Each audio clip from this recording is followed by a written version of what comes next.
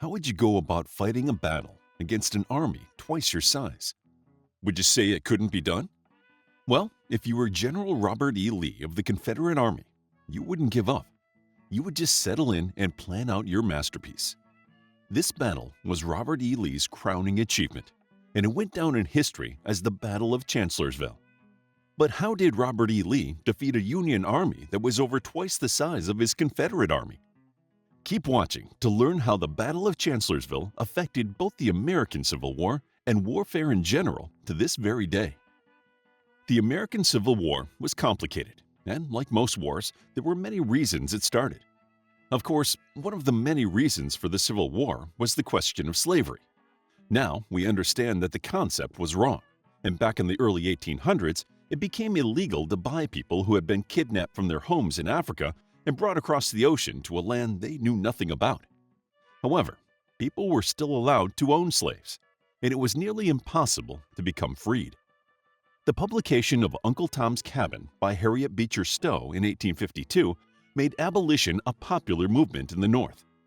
Economically, the South was based on agriculture, and many Southerners were afraid that taking away the slave population would ruin the economy. By the end of the 1860s, tensions between the North and the South had escalated so much that South Carolina seceded from the Union. The Civil War had begun. 11 states seceded from the Union during the Civil War, and those 11 states called themselves the Confederacy. Both sides underestimated their opponents. The Confederacy thought that the war would be easy to win since they had skilled generals on their side. They also had people who were passionate about fighting for their rights, whether it be states' rights or slavery or both. Although there were people in the North who were vehemently against slavery, most people fought for the preservation of the Union. The Confederacy's greatest weakness, though, was manpower. There were only 9 million people in the Confederacy, with 4 million of them being African Americans, compared to 22 million in the Union. The Confederacy was largely outnumbered.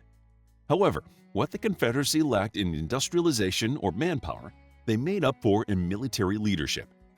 Many of the United States Army officers were from the South, so these officers remained loyal to their home states when the war started.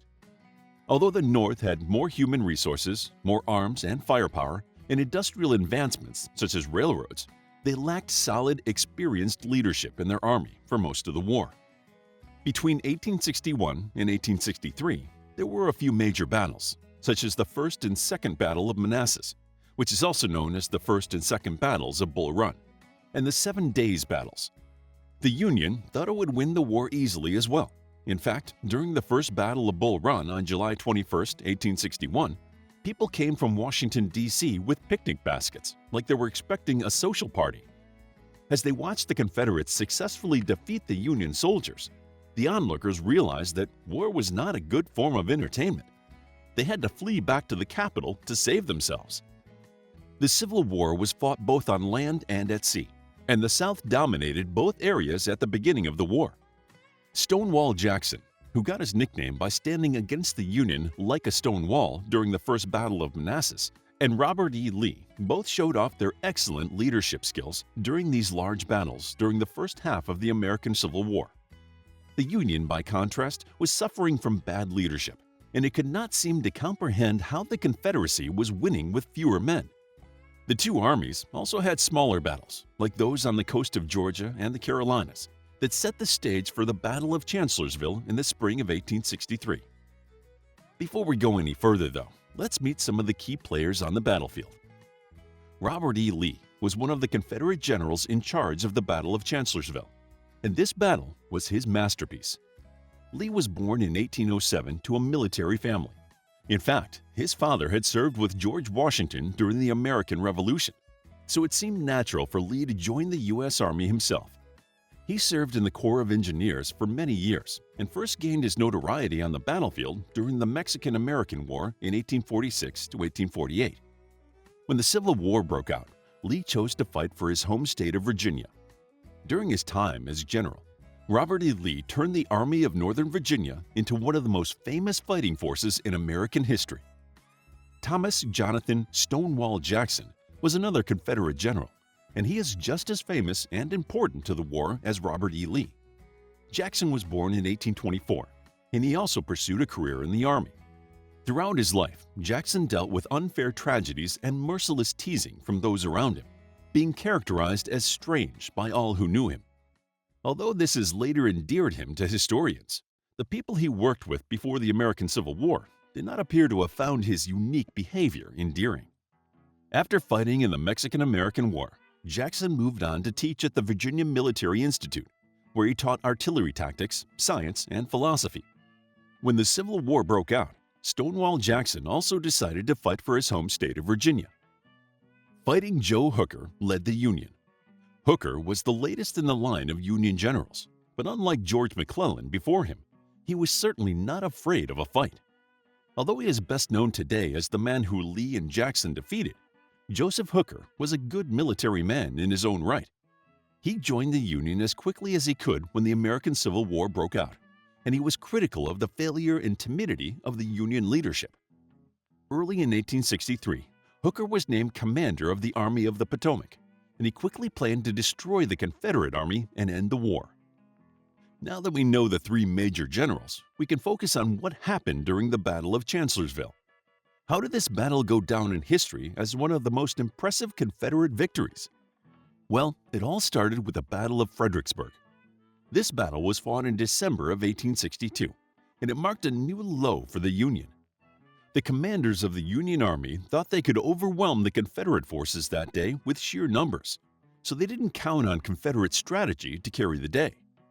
Thousands of Union soldiers were sacrificed that day to bad military command as they were ordered to march directly into enemy fire. Although this was not the bloodiest of the battles during the American Civil War, it was still shocking to the Union. The next day, the Union sent a white flag of truce. They collected their wounded and their dead, and then they moved out of Fredericksburg, the southern town that they had been using as their battle station during the fight. The Union soldiers had looted the town, leaving the damage from their occupation behind them, which enraged General Stonewall Jackson. After the Battle of Fredericksburg, both armies stayed in the area. Fredericksburg is not far from Richmond, which was the Confederacy's capital. Both armies had reasons for wanting to be close to Richmond. The Union wanted to take the capital, and the Confederacy wanted to defend it.